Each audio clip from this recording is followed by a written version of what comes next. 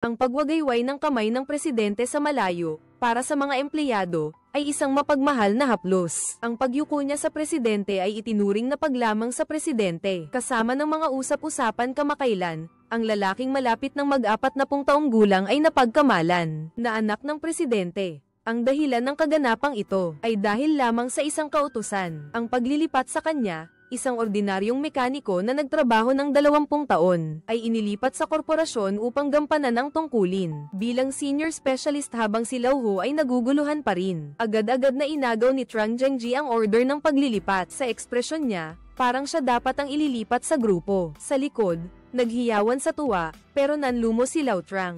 Halata sa mukha niya ang tampo dahil na-promote si Lau Hu. Nagdaos pa ang pabrika ng despedida para sa pinuno ng supply and marketing. Lumapit si Trang Zhengji para mag-toast at tanungin kung paano siya napunta sa headquarters ng grupo. Ako rin nagtataka, siguro dahil 10 taon na akong palaging outstanding employee.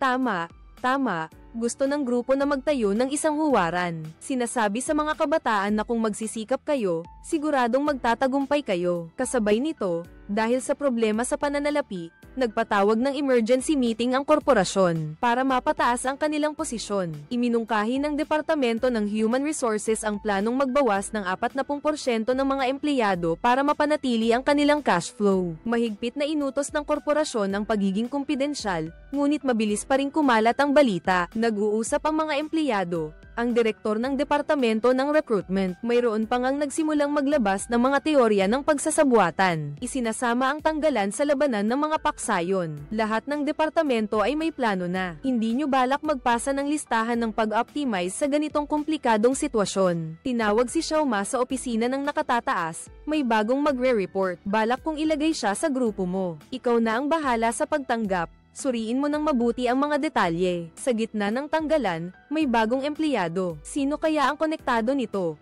Huwag ka nang magtanong, naiintindihan mo. Sisiguraduhin kong maglilingkod ako ng maayos para matuwa ang mga pinuno. Ang matandang lobo na nakasuot, mukhang disente. Nang lumabas siya sa motel, sumikat sa kanya ang mainit na araw. May kantab na parang salamin ang sahig ng punong tanggapan, dumadaan ang mga piling tao ng lungsod. Siya, si matandang lobo, ay malapit nang maging isa sa kanila. Tumatawag si Xiaozing, ang espesyalista na nakipag-ugnayan sa kanya noon. Hello. Pagkatapos matukoy ang target, si Xiao Ma ay tumakbo papunta sa harap ng isang fan. Ang kanyang panunuyo ay napakahusay na medyo naguluhan si matandang lobo. Sa hinaharap, magiging tauhan kita. Nagbulahan silang dalawa, mas lalong yumuko si Lau Hu. Hinihila niya ang upuan at naghintay na makaupo si Lau Hu bago siya umupo. Naging espesyalista siya nang hindi maintindihan. Diretsong tumalo ng ranggo sa K7. Sabi nila ang taunang sweldo pagkatapos ng buwis ay maaaring umabot sa 240,000. Nagbago agad ang ekspresyon niya. Sobrang excited ni Lau Hu na mahigpit na hinawakan ang bag. Pero hindi napansin ni Magia. Akala niya hindi nasiyahan si Lau Hu, kaya't natarante siyang binuklat ang mga dokumento at itinaas ang taunang sweldo sa 360,000. Sandali lang, nakita niyang kinukuhaan ng video ni Lau Hu gamit ang telepono. Lalong natarante si Magia. Natakot siya na baka kinukunan ni Lau Hu para ipakita sa sumusuporta sa kanya. Kaya dali-dali siyang umayos ng upo. Ito raw ay karaniwang pamantayan ng grupo. Para sa isang taong mahalaga tulad mo, sa tingin ko dapat itaas ang taunang sahod mo. Sa pinakamataas na antas na 400,000. Sinabi mo yan, ha? Isang sabi niya, parang nagbenta ng katawan si Xiao Ma. Dali-dali niyang kinuha ang kontrata sa trabaho. Nang walang pag-aalinlangan, dali-dali siyang pumirma at naglagay ng thumb mark. Natatakot siya na baka magbago ang isip ng kausap niya kahit isang segundo lang siyang magtagal. Pagkatapos pumirma, iginiya siya ni Xiao Ma para maglibot sa kumpanya. Mula sa departamento ng HR hanggang sa departamento ng sales, nilaibat nila ang iba't ibang departamento. Ang mga pangalan lang ng departamento sa Ingles, hindi niya maintindihan ang ibig sabihin. Brand Marketing and Public Relation, BMPR, BMPA, bawat palapag ay may pantry. Libre rin ang kape at mga cake. Pagkatapos mabusog ni Lau Hu, napansin niyang mas magarbo pa ang kantin ng kumpanya. Mayroong Western at Japanese food, at nakategorya pa ayon sa rehiyon. Tumunog ang ID card, nakarating na sila sa gym. Pagkatapos ng gym ay ang swimming pool ng kumpanya. Bakit walang tao dito? Ang sayang naman. Nitong mga nakaraang araw, walang gustong pumunta, hindi lang sa swimming pool. Ang gym ng kumpanya, mayroon pang ang sauna, mayroon ding massage, pero ang lounge sa mas mataas na palapag, hindi pwedeng pumasok si Xiaoma. Ang ginhawa naman dito, trabaho pa ba ito? Habang nakikita niya ang mga katrabaho niyang nag-o-overtime, nagtataka siya. Sabi ni Xiaoma, kusang loob daw silang nag-o-overtime, at walang bayad ang overtime pagkatapos ng alas 9, pero sagot ang taxi. Gamitin ang computer, hindi pa ako magbabayad ng kuryente sa bahay. Kahit saan naman, kailangan sundin ang kultura ng kumpanya. Bawat isa ay dapat may pangalang Ingles, pero ang dami ng letres sa screen. Para kay Lauho, parang hindi niya maintindihan ang Ingles. Nakita niyang nag-aalangan si Lauho, kaya nagmungkahi si Xiaoma. Gamitin ang pangalang Chino para gumawa ng pangalang Ingles. Madalas nilang ginagawa yan. Ang pangalan ko ay Magia. Ang Gia ay Jack. Apelyido ko ay Ma, kaya ang pangalan ko sa Ingles ay Jack Maria. Tama, Magic. Akala ko Jack Ma ang pangalan mo. Ay, nako, hindi ko kayang gamitin ang pangalang iyon. Para ko na ring inagaw ang kapangyarihan niya. Dahil ang pangalan niya ay Wang Janlin, kaya isinulat ko sa libro ang pangalang John. Ay lapag mo ang notebook at baso ng tubig. Magtatrabaho na si Lauho. Ngunit ang mga terminong pinag-uusapan ng mga katrabaho sa paligid ay hindi niya maintindihan. Pagkakaisa ng pananaw, pagtutulungan. Bawat salita ay naiintindihan niya, ngunit kapag pinagsama-sama, hindi niya maintindihan. Ang vice-presidente at manager ay nagtataka rin sa taong may koneksyon na ito. Pero dahil sa respeto sa leader, hindi na lang siya nagsalita. Kung may hindi ka maintindihan, magtanong ka lang sa akin. May isa nga akong problema. Sabihin mo, Leader, bakit ako ipinadala ng korporasyon dito para gawin ang trabahong ito? Nang banggitin ang isyong ito, natigilan din si Vice Director. Hindi niya masabi ng diretso ang tungkol sa pagpasok sa likod, na sinasabing nagbayad si Lauho para mapunta rito. Buti na lang at mas matalino si Lauho na magpaliwanag. Sa tingin ko, dahil ba sa pagiging empleyado ko taon-taon, tapos gusto ng korporasyon na magtayo ng huwaran para sa mga empleyado. Sabihin niyo sa lahat na basta magsikap kayo. Katulad niya, hindi na panaginip ang kinabukasan nyo. Yun ang ibig sabihin, ang inosenteng pag-iisip ni Lauho. Akala nila'y malalim na salita ng mga opisyal. Mula noon, nagkaisa sila na gayahin ang pananalita ni Lauho. Pagkatapos ng trabaho, pumunta ang dalawa sa isang malaking gusali. Ang modelong apartment ng real estate company ng grupo ay naging pansamantalang tirahan ni Lauho. Maaari kang tumira dito ng libre sa loob ng 3 buwan basta't payagan mong makita ng mga kliyente ang bahay. Hindi pa nakaranas ng ganitong karangyan si Lauho. Kaya naman, nagmayabang siya, nagpalit ng damit pantulog. Nagsimula ng magyabang si Lauho, maliban sa kanyang matandang ina at mga gamit. Sa kanyang kapatid, tumawag pa siya ng video sa kanyang dating asawa. Sa totoo lang, wala naman siyang gustong sabihin. Isa lamang itong simpleng pagtatanong, umaasa na tayo ay magkaroon ng payapang buhay at makita ang kasaganaan. Ang hapagkainan sa modelong bahay ay nakapirmi ng tuluyan. Sinubukan niya ng paulit-ulit na itaas ang tasa, at sa pagmamadali, naalala niya ang kwento ng uwak na umiinom ng tubig. Parang tanga lang na akala niyang binubuksan ang TV, pero napindot pala ang switch ng wall panel. Bagay na bagay ka dyan. Para ipakita ang halaga mo, tinanong mo si Xiaoma tungkol sa party sa pagtatapos ng taon. Buti na lang, ang HR department pa rin ang namamahala nito. Nagkataon naman, nag-apply na pala itong walang kwenta. Walang nag-interview sa akin. Ikaw na lang kaya ang mag-interview sa akin. Nag-apply ka ba? Nag-uusap na naman kayo tungkol sa mga standard parts. Nakita niyang malapit ng maayos ang hindi pagkakaunawaan, kaya binago ni Lauho ang usapan. Kapag kumakanta ako, parang masigla ang buhay ng mga ninuno ko. Nagmamadali siyang magbigay ng form, pero paglingon niya, napansin na ni Xiaoma ang problema sa dokumentong ibinigay ng vice-presidente. Sandali lang akong makikipagkita sa liderato, tungkol sa taong nasa Standard Parts Factory. Ano ba yan? Kumanta ka muna. May iba pa bang nag-apply sa Standard Parts Factory?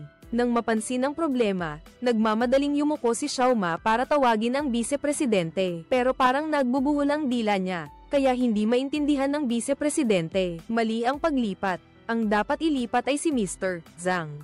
Hindi kaya ang ibig mong sabihin ay ginagawa nila ang kabaligtaran.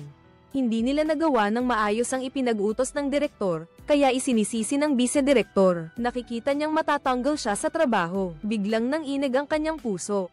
Lahat ng nangyari kanina ay imahinasyon lamang. Kailangan na niyang kumilos ngayon, pero malinaw na huli na siya. Dinala na si Lauho sa conference room ng direktor. Kinukuskus niya ang kanyang mga kamay at magpapakilala na sana. Nakatanggap ng abiso si Xiaoma at pinagmulta. Pero hindi rin naman sila mapipigilang magkakilala.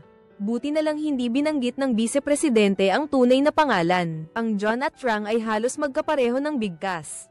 Ah, Johnny, maligayang pagdating sa malaking pamilya ng HL. Magtulungan tayo sa hinaharap. Salamat po, mga boss. Palihim na nagmumura ang vice-presidente. Sinasabing ang galing nilang umarte. Kung hindi siya ang nag-ayos ng lahat, iisipin niyang hindi talaga sila magkakilala. Sa tingin ko, hindi talaga sila magkakilala. Hindi niya mapigil ang haplasan ng kanyang pisngi, nagsisimulang suriin ang sitwasyon. Siya lang ang nakakaalam nito. Ipinapakita ng katotohanan na marami pa siyang puwang para kumilos. Para hindi mabuko, nagpasya siyang huwag magbigay ng anumang trabaho kay Lauho. Pero ang desisyong ito ay nagpapahirap sa kanya. Lahat ng trabaho ng Grupo 3 ay napunta sa kanya. Sa tuwing may trabahong lumilitaw, agad siyang nagti-teleport doon. Kahit gaano kahirap o kapagod, hindi siya nagsasabi ng kahit isang salita. Si Lauho ay laging nakaupo ng tuwid doon, nakatulala sa screen. Okay pa ang 2 araw, pero pag tumagal, nakakaramdam na siya ng pag-aalala. Pwede mo ba akong bigyan ng kahit kaunting trabaho? Hindi naman nagmamadali. Maaari ka munang maging pamilyar sa sitwasyon. Halimbawa, paano ako dapat maging pamilyar sa sitwasyon? Ang pagbibilang ng tao, isang trabaho na alam ng lahat na ang datos, ay ipinagkatiwala niya kay Lauho bilang isang mahalagang trabaho. Kailangan kong humanap ng tutulong sa akin. Si Xiao Fan ay isang empleyado ng kumpanya na kinuha sa labas. 6 na taon ng pananggakwan pero hindi pa rin na regular. Napakagaling pero walang padrino kaya ngayon ay galit na galit sa kumpanya. Mula sa isang batang babae na may pangarap, naging isang kasangkapan ng galit at paghamak sa mga may padrino. Tinitingnan niya ang kumikislap na ilaw at hindi mapigil ang matuwa. Pagkatapos, naghubad siya ng vest at nagsuot ng kanyang guwantes. Nang iwagayway niya ang gamit, bumalik siya sa dating siya. Ang unang tingin ni Xiao Fan nang magparehistro, ay nakita niya si Lauho na nagkukumpuni ng ilaw. Gusto niyang tumulong pero nakita niya ang kwaderno ni Lauho. Ang kaibigan sa hinaharap ay tiyak na magpapasalamat sa kaibigan sa kasalukuyan. Anong panahon na, nagsusulat ka pa rin ng mga ganitong chicken soup quotes. Masama ba ang chicken soup? Nakakabusog kaya ang chicken soup? Ang mahina lang ang kailangang magpalakas. Kung may tunay na kalidad, sino ang iinom ng chicken soup? Sa malayo, biglang may sumigaw, at si Xiao Ma ay nag-alala at natakot na tumakbo. Buti na lang at naayos na ni Lauho at walang nangyaring problema. Nagpasalamat siya sa presensya ni Penny. Alam niyang si Lauho ay hindi isang mekaniko, kundi isang espesyalista. Nagmamadali siyang lumapit at nakipagkamay kay Lauho. Pinagsasabihan ito. Ang kanyang memorya ay nagpupumilit na hindi maalala ang pangalan ng isang tao. Sa pabrika, mayroong libo-libong uri ng pyesa. Alam mo ang lahat ng ito. Ngunit ngayon hindi ko alam kung bakit hamina ang memoryang ito. Sa totoo lang, ano ba ang ginagawa mo dati? Isang senior fitter na hindi pa nagtrabaho sa HR, bakit ka inilipat dito ng head office? Dahil isa akong huwarang empleyado. Sa tingin mo ba kapani-paniwala ang dahilan na yan? Sabi yan ni General Manager Peter. Sa totoo lang, sa nakikita ko sa pagpasok mo araw-araw, hindi ako makapaniwalang kaya mong isaulo ang lahat ng datos na yan. Dahil ang mga datos na yan ay magagamit sa produksyon. Sa totoo lang, kapag ginawa mo ng kaunti, maaalala mo agad. Pero ang mga pangalan ng mga taong ito, biglang nagkaroon ng ideya si Lauho. Ang mga pangalan ng mga taong ito ay maaari ring isagawa, kaya sa elevator papunta sa trabaho, sinimulan niyang mag-practice ng mga profile ng bawat isa. Noong una, nahihiya pa siya at mahina ang boses, pero nang maglaon, dahil sa kakaunting pagkakataon para mag-practice, lumabas na siya mismo sa pinto. Bawat taong dumadaan, malakas niyang tinatawag ang pangalan ng taong iyon. Walang nakakaalam kung ano ang ginagawa niya, basta't bumubulong na lang ng ang malas. Saan mo nabili yung suit mo? Sa kumpanya ba galing yan? Sinimulan niyang isuot ang suit ng kumpanya at pag-aralan ang mga walang saysay na salita sa opisina. Ang pagpraktis niya ng mga pangalan ng tao ay hindi lang nagdulot ng pagkalito sa mga tao. Dahil ang pagtanggal na ito ay dahil sa grupo. Ang bawat isa sa mga tauhan nila na binanggit niya sa kanyang isipan ay nanginig. Sa paglipas ng panahon, parami ng parami ang mga taong nababanggit. Hindi niya naiintindihan ang mga panloob na komplikasyon. Ipinagmamalaki niya lamang na mas marami siyang natatandaan. Ang pagmamalaking ito ang nagpaparamdam sa mga tao na nagpapanggap siya. May malaking mangyayari sa akin. Nagpupunta siya kung saan-saan at binabanggit ang mga pangalan ng mga tao. Hindi ba't nakakatakot iyon? Ang pananaw ni John ay hindi kumakatawan sa pananaw ng Human Resources Center. Kung gayon, hindi ako matatanggal sa trabaho. Hindi naman, may posibilidad ka pa ring matanggal sa trabaho. Ayos lang ba kung dagdagan ko pa ng isang saksak? Mula noon, si Lau Ho ay parang Diyos ng kamatayan. Lahat ng nakakakita sa kanya ay umiiwas. Ang lalaking ito ay kalmado at buong pagmamalaking humahakbang. Para bang may pader ng hangin na naglalayo sa lahat. Kahit ang pinuno ng departamento ay tinatawag niya sa pangalan. At ang kanyang kasaysayan ay binigyan ng espesyal na kahulugan. Ang taong ito, sa ibang mga departamento sa ating kumpanya, ay walang anumang kaugnayan sa interes. Ang pagtawag sa kanya dito ay para gawin ito. Hindi ba ako ang pinupuntirya nito? Ang mga buto ng pakwan na ito ay nagpapahiwatig na ang kapalaran natin ay matatanggalan ng ulo. Dahil sa pagkakataon ni Lau Ho, ang mga boss ng iba't ibang departamento ay takot na takot. Ang mga dating gustong sumalungat sa kumpanya ay nagsumite na ngayon ng listahan ng pag-optimize. Akala pa ng vice-presidente na plano ito ng direktor. Isang tagahanga na nagbigay ng papuri ang matagumpay na nagdulot ng sama ng loob mula sa iba pang mga middle manager. Isang babaeng kasamahan ang kusang lumapit para batiin si Lau Ho. Walang dahilan, binigyan siya ng mansanas. Nakita niyang hindi tumanggi si Lau Ho at itinuring pa itong kayamanan. Lahat ng tao sa kantina, nagsimula ng mag-isip ng paraan. Sa isang lingon ko lang, napuno na ng pagkain ang mesa ko. Wala naman akong ginawa, tanda ko lang ang mga pangalan nila, pero ang bait-bait nila sa akin. Sa totoo lang, hindi ko pa kabisado ang lahat ng detalye. Susubukan ko pa. Naramdaman ni Lau Ho na maayos niyang nagawa ang trabaho niya, kaya nagsimula na siyang maghanap ng bagong trabaho para hindi ka na makalapit sa trabaho. Kinuwento naman ni Xiao Ma ang tungkol sa programa sa party sa pagtatapos ng taon, kaya kayong dalawa, nagtatrabaho sa grupo ng 3, sabay na naglilingkod kay Lolo. Buhay, ilabas mo lang ang iyong karaniwang rebeldeng pag-uugali. Magrebelde ka, itong maliit na kamay, nakikinig sa musika ayon sa ritmo, magsisimula na. Iba-iba ang ugali ng 3 tao, pero sabay-sabay na tumutugtog ng musikang kamatayan. Ang mga empleyadong na-optimize ay tinawag para sa interview. Ang buong korporasyon ay magtatanggal ng 4,000 katao, parang isang massacre. Mahigit sa kalahati ng mga tao ay nagsimulang mag-impake ng kanilang mga gamit. Sagutin mo ang telepono. Lau Ho, sagutin mo ang telepono. Sagutin mo ang telepono. Hindi sila umalis. Tahimik lang silang nagtipon. Kinokondena ng lahat ang inhustisya ng kumpanya. Nagdulot ito ng galit sa publiko. May mga nagsasabing gusto nilang gumawa ng gulo, pero may bahagi sa akin na natutuwa. Magandang balita yan para sa atin. May puting banner na may itim na letra, pero siya lang ang naglakas loob na tumayo. Tinawag ang buong HR department para pag-usapan kung sino ang hahawak nito. Pagdating sa mga importanteng tao sa technical department, lahat sila nagsimulang umiwas. Nang maging awkward ang sitwasyon, nagtaas ng kamay si Lau Ho. Wala akong ginagawa, maupo ka muna. Ako ang nasa Human Resources. Ang tapang na akuin ang responsibilidad na ito ay dapat nating tularan. John, ikaw ang kakausap sa kanya tungkol sa pag-optimize. Sa pag-optimize ng Yungsam, kaya kung bigyan ka ng espasyo na may 10% na margin, naiintindihan ko. Sisiguraduhin kong matatapos ko ang misyon. Kayong dalawa ay nag-aalala. Pero siya ay masaya pa rin. Hindi niya naiintindihan ang sitwasyon, kaya nagsalita siya agad. Ang pag-optimize. Ibinaba niya ang gamit na ginagamit sa pag-ayos ng upuan. Itinuring itong isang banta. Natakot ang lalaki. Pero naka-livestream pala ang telepono sa backpack. Hindi man lang tumingin si Lau Ho sa kahit anong dokumento. Kabisado niya ang record niya. Ang ngiting iyon, itinuturing din nilang ngiting may tinatagong masama. Sa galing ko, kung hindi lang ako nagkaedad, hindi ako mapipili ngayon. Walang kinalaman ng edad, mapipili ka rin balang araw. Ang prankang interview na iyon, kinilabutan ng lahat dahil tinanggal na nga sa trabaho. Hindi na masaya, mas matindi pa ang galit kaysa sa takot niya. Pwede bang pag-usapan na natin ang pera? Dumiretso si Xiao Ma sa punto, at nakatuon ang mga mata ng lahat sa dating empleyado. Tinanggihan niya ang 5% na inalok at nagbigay ng kanyang presyo na 20%.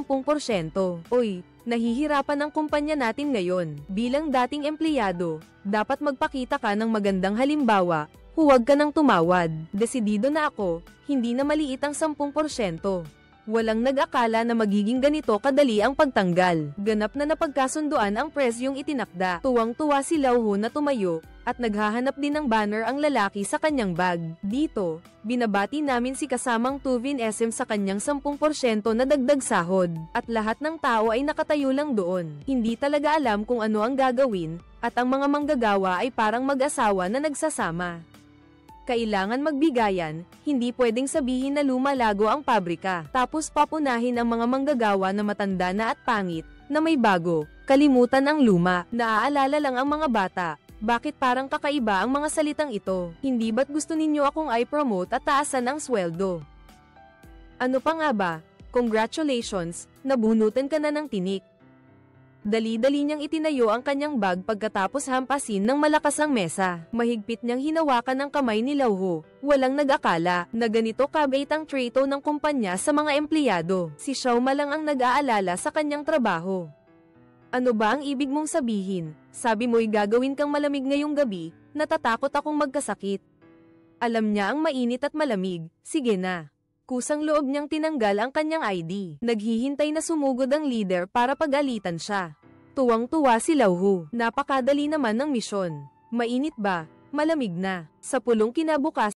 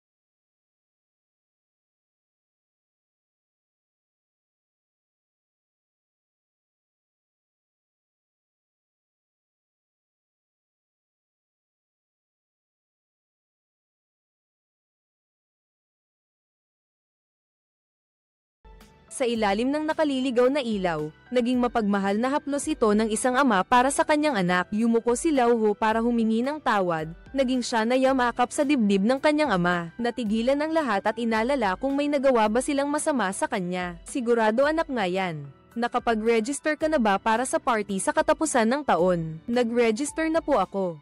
Gusto ko pong ipakita sa inyo ang performance ko. Magaling.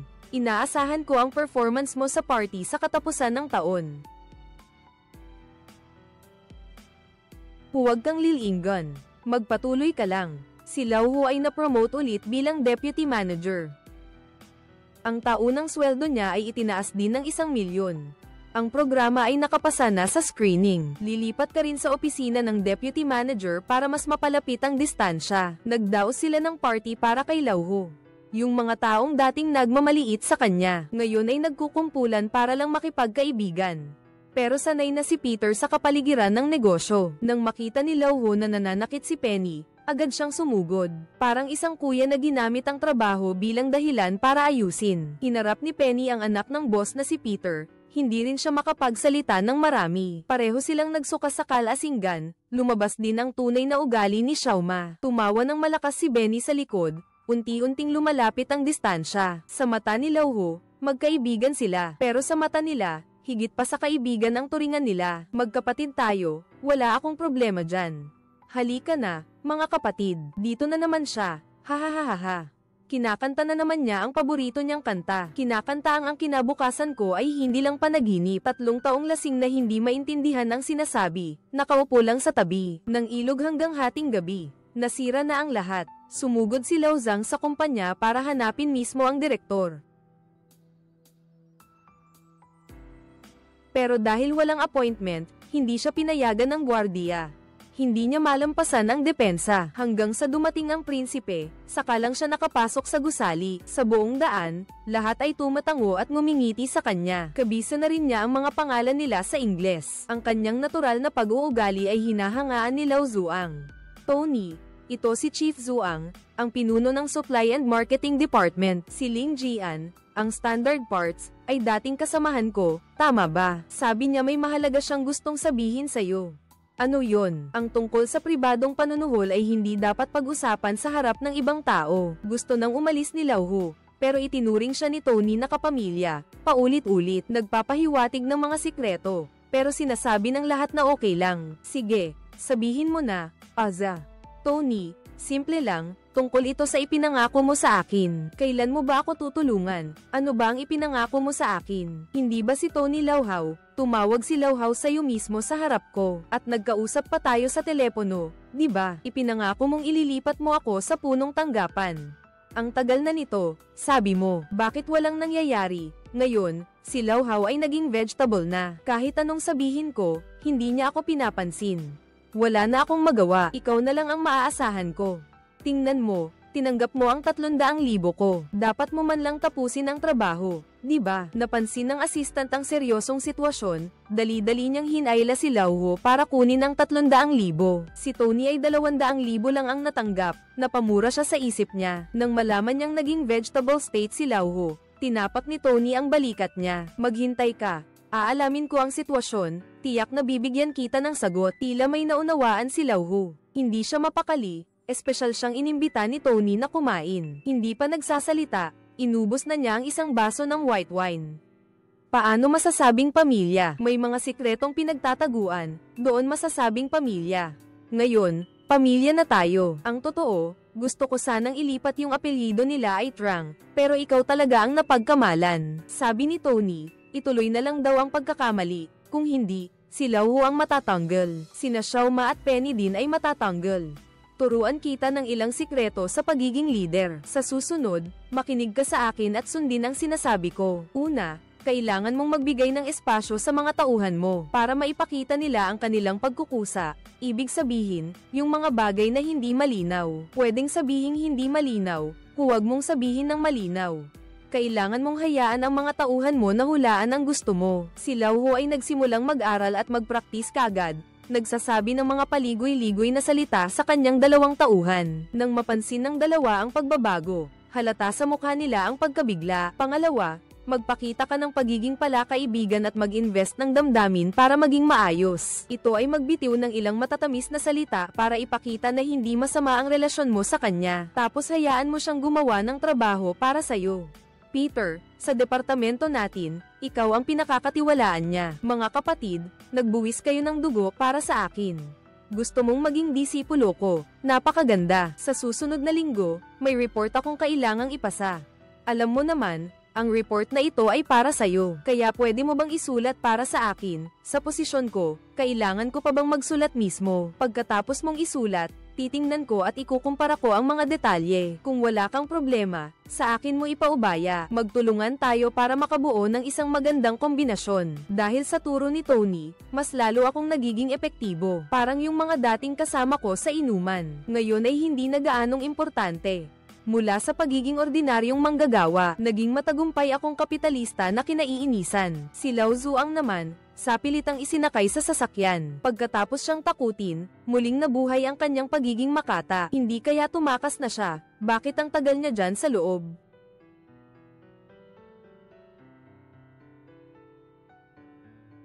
Pinalitan na ni Lao Ho ang kapareha niya.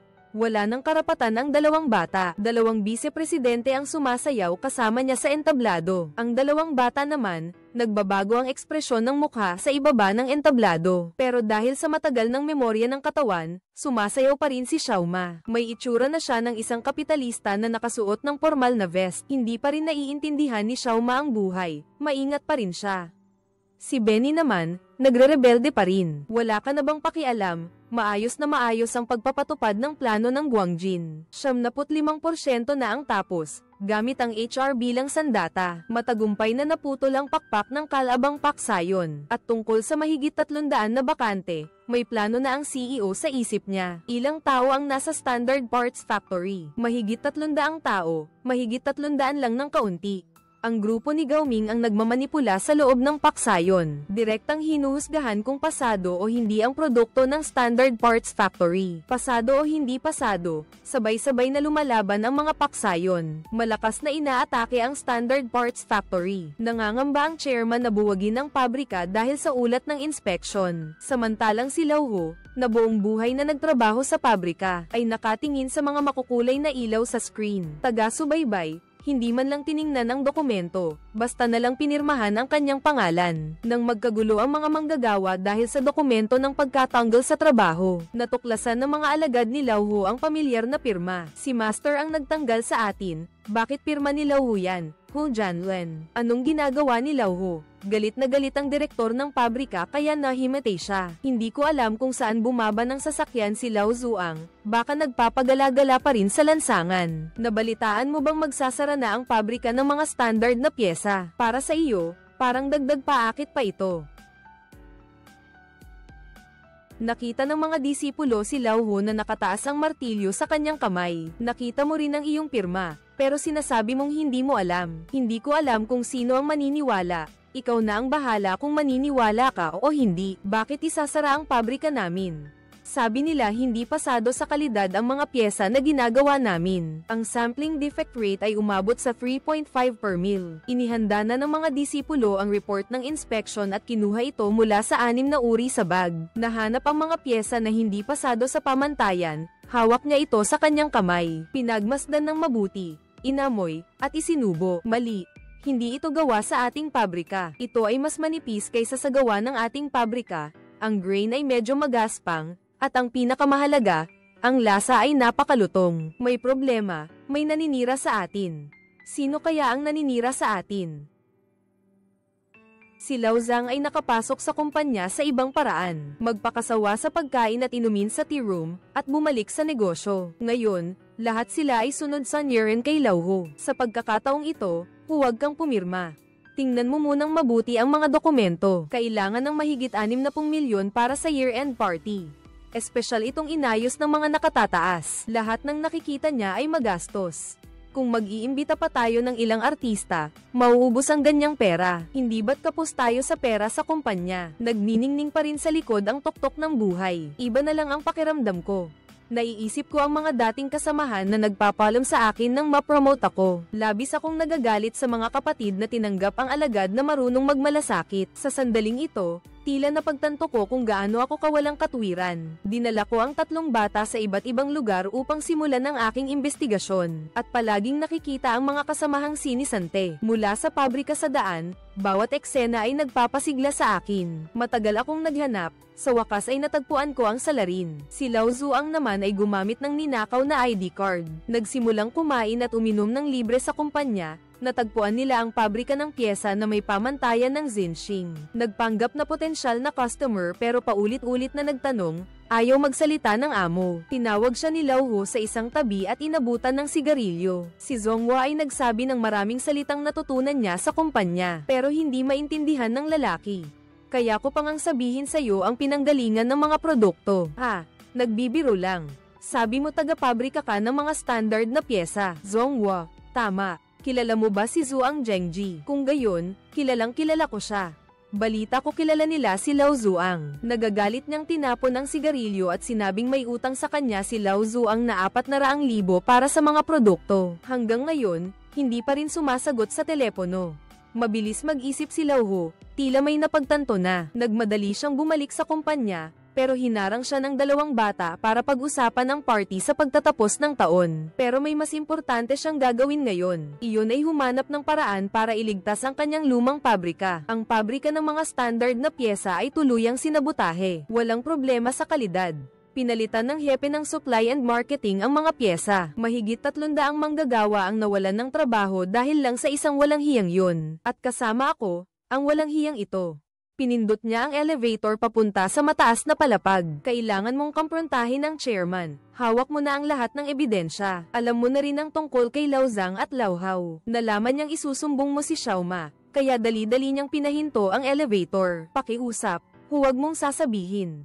Bakit? Mahaba ang kwentong yan. Ikwento mo ng maikli. Hindi pwede. Hahanapin ko ang chairman. Sasabihin ko sa kanya. Kumabang-kabang lumapit si Xiaoma kay Lao Hu. Lalo namang naging curious si Penny at hinayla siya pabalik-balik.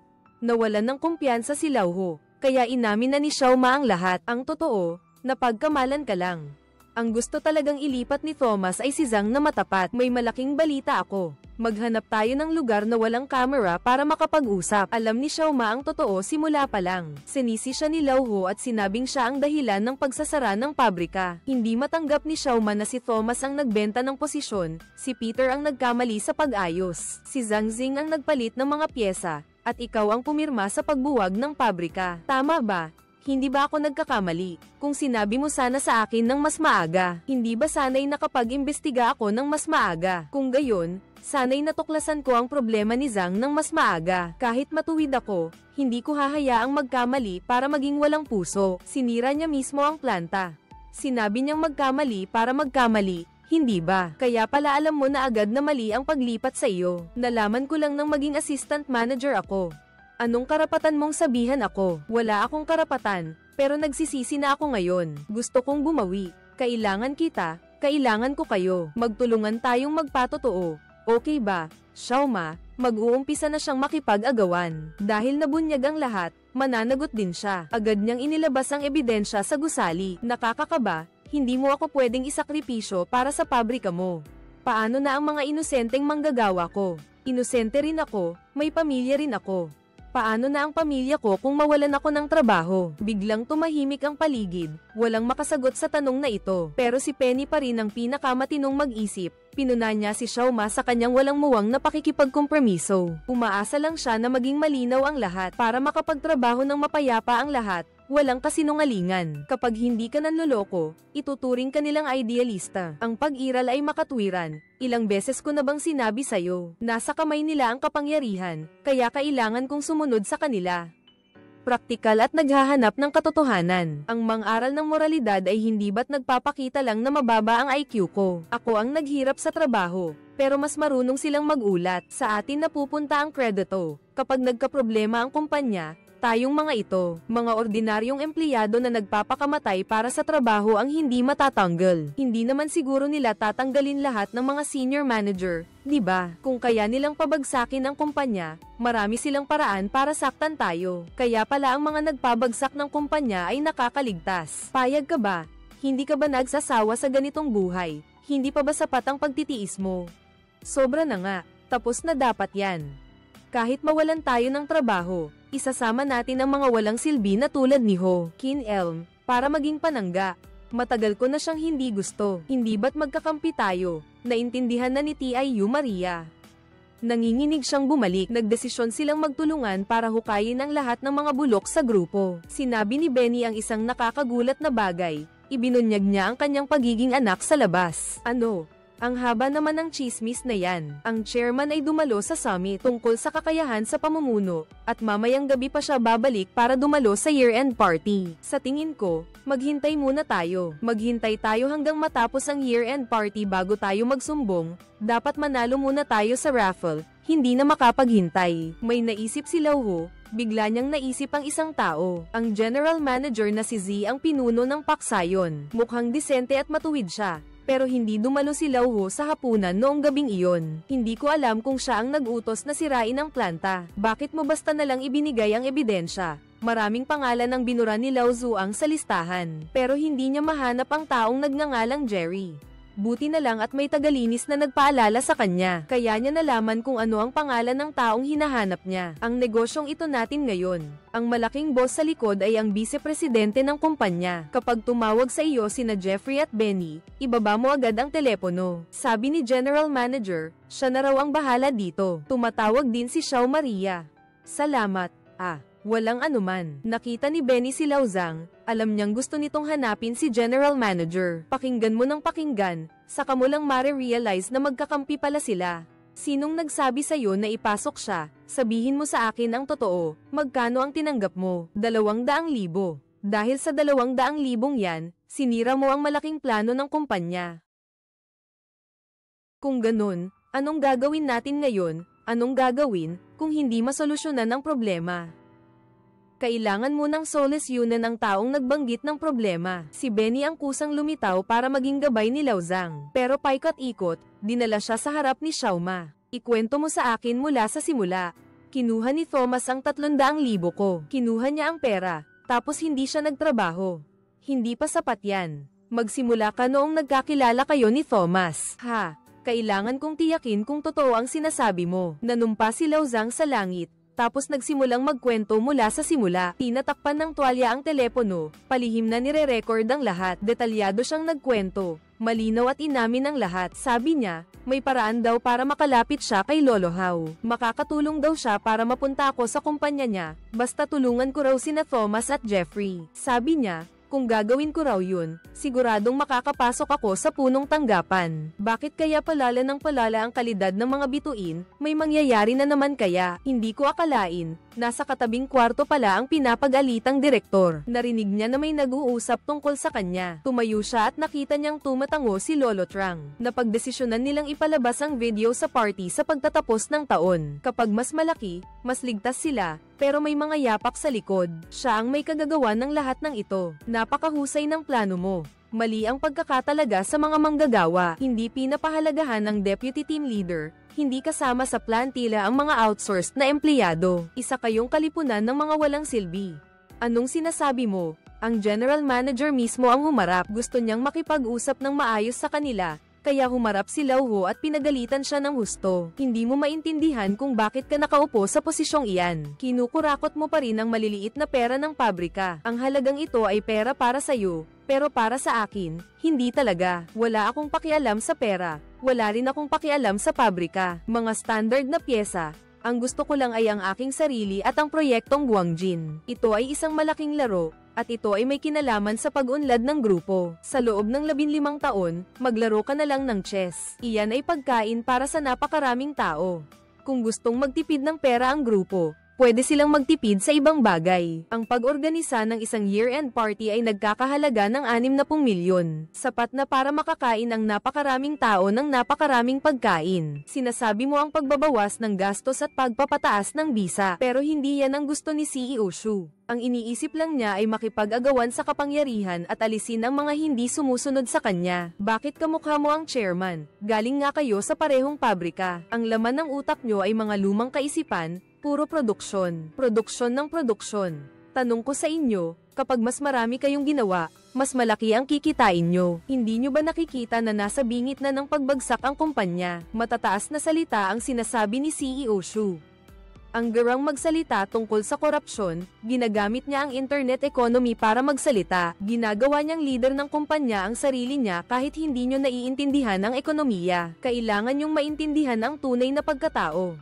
Tanungin mo sila, sino sa mga taong naiwan sa kumpanya ang magsasakripisyo para hindi matanggal ang mas maraming tao at kusang magpababa ng sahod? Kung tatahimik kayong tatlo, gagawin kitang regular at itataas kita bilang team leader. Gagawin kitang manager ng human resources. At ang ranggo mo ay itataas sa K11. 1,500,000 sweldo. 43 ka na ngayong taon, di ba? 25 pa bago magretiro. Kalkulahin mo kung magkano ang kikitain mo. Sapat na para maging mekaniko ka ng ilang daang taon. Hindi iniisip ni Lauho ang sarili niya. Palaging nag-aalala sa mga manggagawa. Nakita niyang hindi ka nagpapatalo. Medyo naiirita na rin si General Manager Shu. Para sa kanya, ang mga tao sa pabrika ay mga langgam lang. Hindi na kailangang alalahanin ang kanilang pag-iral. Bigyan ko kayo ng 1 minuto para mag-isip. Tapos na akong mag-isip. Sinasabi mong papasok ako sa pwesto para suhulan ako. Ganito ba ako kababa?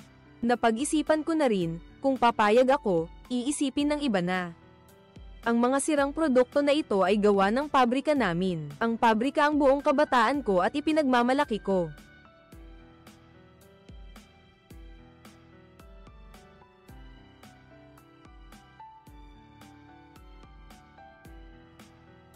Ang dahilan kung bakit ako mismo ang pumunta ay para ipakita ang respeto ko sa inyo. May respeto ba siya sa atin? Naglalaro siya ng cellphone. Para tanggalin kayo, kailangan lang galawin ng direktor ang daliri niya para magkaroon ng opinyon at suhestyon. 3 kayong tinanggal. Nagmura ang general manager at tumalikod at umalis. Isang grupo ng mga siga ang sumugod at nagsimulang mag-agawan. Buti na lang at moderno na at wala ng mga gangster. Kinokontrol lang din sila ng iba at nag-o-overtime pa rin. Malapit na ang party sa pagtatapos ng taon. Kahit nasasaktan na si Lauho at hindi na makatiis, hindi pa rin siya bumibitaw. Natuklasan naman ni Lao Zuang ang katotohanan. Hindi niya napigil ang magmura ulit. Tumigil kayo, naghahanda na rin ang mga manggagawa sa pabrika para sa malaking party sa pagtatapos ng taon. Pero hindi pa rin nila makita si Lauho. Nakita niya ang kanyang pamilya na dumating. Mas naging matatag siya. Mga kapatid na manggagawa, tayo na. Sino mang gumawa ng gulo sa pabrika namin, hahanapin namin kahit saan. Nagulat ang lahat at hindi alam kung ano ang nangyayari. Buti na lang sumigaw ang mga disipulo at napigilan ito. Galit ang mga tao. Tinanggap ni Lauho ang mga puna ng lahat. Nagpakumbaba siyang humingi ng tawad sa lahat. Itinaas niya ang ebidensya sa kanyang kamay. Ito ang nag-iisang pagkakataon nila para baligtarin ang sitwasyon. Sige, Lauho, sa pagkakataong ito lang kayo makakatakas sa pagkakakulong. Tumakbo sila patungo sa piging ng pagtatapos ng taon, maliwanag ang mga ilaw sa bulwagan. Seryosong naghihintay ang lahat. Nakabalik na ang chairman at tinitingnan ang listahan ng mga programa sa kanyang kamay. Dahil sa bagal ng impormasyon, wala pang nakakaalam na sinibak na sila. Pero napakalayo na ng nilakbay nila. Halos maubos na ang lakas nila. Buti na lang at may mga koneksyon silang lahat. Hello, tulungan mo ako. Ako ang kumokontrol sa eksena. Tutulungan kitang magpatagal ng oras. Benny, tayo ay mga outsider. Dapat nating tulungan ang mga outsider. Huwag kang mag-alala. Tuloy ang party sa pagtatapos ng taon ayon sa plano. Napakaganda rin ng entablado. Sinasadya ng MC na pahabain ang oras. Ang bilis ng pananalita ay naging napakabagal. Wala pang nakakaramdam ng seryosong sitwasyon. Tahimik na lang akong nagmumura sa isip ko, at ang street dance ng outsource team, na sinamahan ng mabagal na musika, ay matagumpay na nagpahaba sa 2 o 3 minutong performance ng ilang beses. Nang hindi sinasadya akong sumulyap sa direktor, napansin ko ang lalaking iyon. Napansin niyang may mali, kaya agad siyang nag-utos na hulihin ito. Darating ba ang lead singer ninyo o hindi? Malapit na siguro siya, nasa pinto na.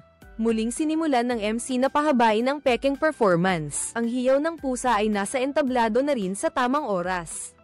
Nakita niyang papalapit si Lao Zuang. Nakita rin siya ng CEO na si Z, at napigilan siya sa tamang oras. Pero si Lao Zuang ay naglaro ng patago at tumakbo. Bigyan natin siya ng isang palakpak. Biglang namatay ang ilaw sa entablado at naguluhan ang lahat. Kahit anong tanong ng direktor, hindi pa rin natitinag ang namamahala sa entablado. May kumuha ng mikropono at umalingaw-ngaw ang boses. Alam ko, 2019, ang kinabukasan ko ay hindi pa naginip. Sineseryoso ko ang bawat sandali. Ang kinabukasan ko ay hindi panaginip. Hindi ba ito si Xiaohu? Bakit pinalitan ni John ang kanta? Nagkasundo ba kayo sa detalye? Okay lang ba kayo dyan? Alam ng lahat na prinsipe siya. Kaya walang naglakas loob na magduda.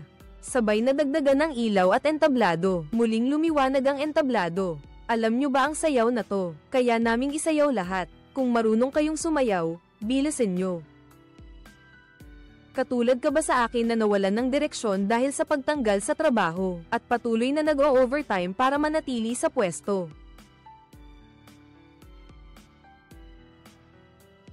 Hindi tama. Ano to? Sino nagsulat nito? Hindi rin makawala sa gapos ng Social Security. Katulad ka ba ng sa akin na buong araw nagpapantasya na hindi na kailangang makita ang pagmumukha ng boss para mabuhay? Ano ba yung pinagsasabi mo? Itigil mo na yan. Sa tingin ko, napaka-creative ng segment na ito.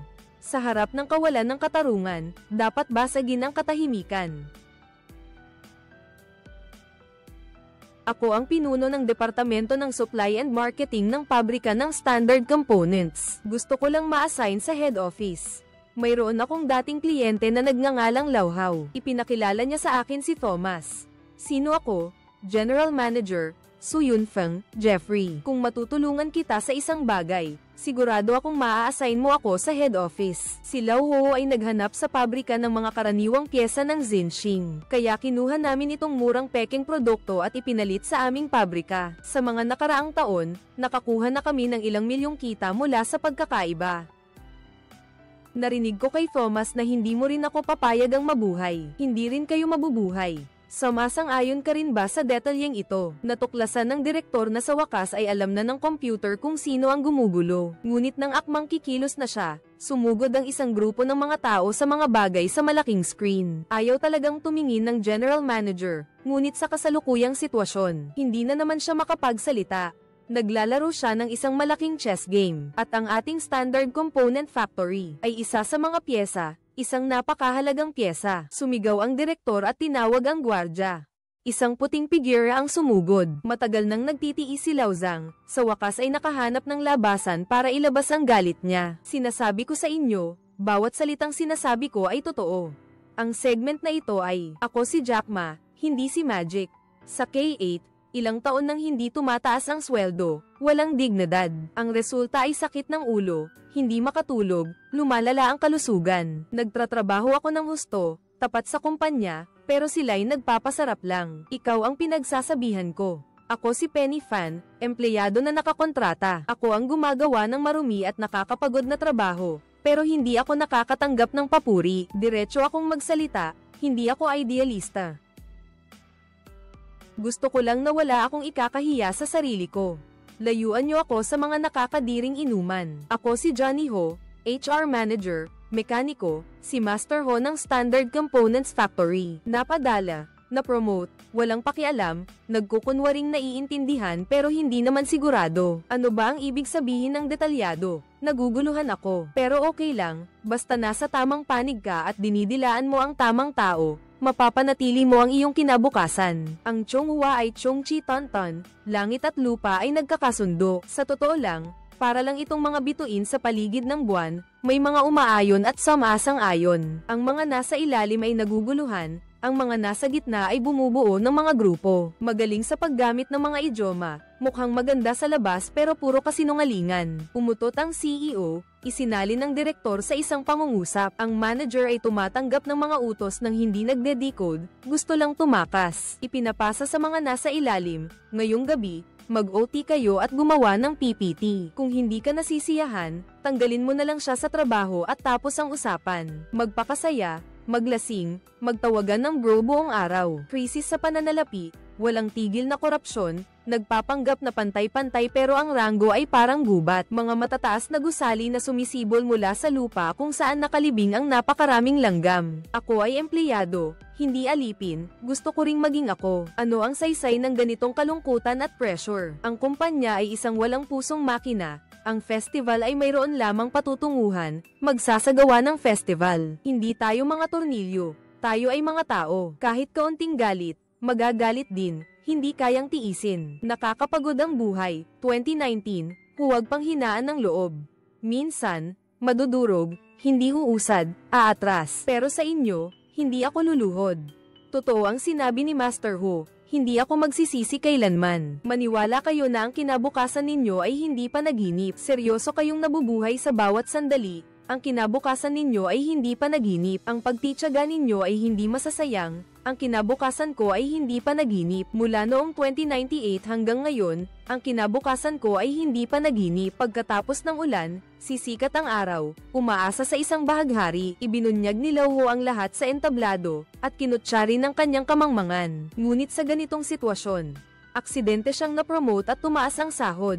Naalala niya ang unang year-end party noong 2098. Naalala niya ang alon ng tanggalan.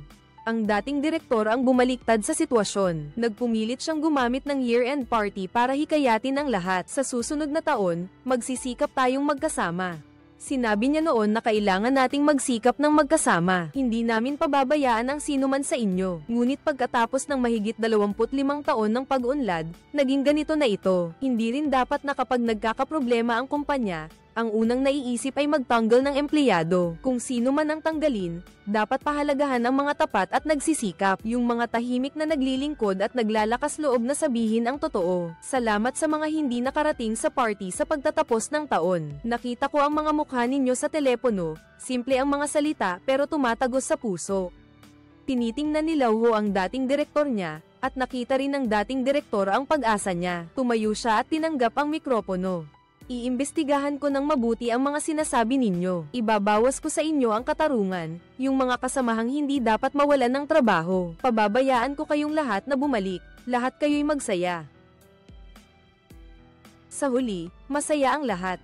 Pinag-uusapan pa rin ng dalawang vice-presidente ang mga detalye. Pakiramdam ko tama ang taong sinundan ko, hindi tayo sisantehin. Dumaan sa akin ang proseso, kailangan ng pirma ko para sisantehin tayo. Napakagaling, binabalot ng ilusyon ng katotohanan. Nagiging matalas na talam na tumutusok sa bula ng opisina. Ang detalye kung paano napunta si Hu Janlin, mula sa pagiging mekaniko, sa pagiging senior manager dahil sa pagkakamali, ay sumire sa bagong damit ng emperador sa lugar na ito. Ang pinakamagandang bagay sa modernong opisina ng pelikula ay ang pagtanggi nito sa pagkakasundo. Ang peking adaptasyon sa hinaharap ko ay hindi isang panaginip, kundi isang agile ang sumisigaw ng tunay na paggising. Hindi ang pag-asa sa isang matuwid na opisyal na mamuno sa katarungan, kundi ang patuloy na pagpapanatili ng sakit sa harap ng kahangalan. Ang kolektibong pagkutsa sa sarili na ito ay kalaunan ay magiging unang tunog ng trumpeta laban sa pamamanhid.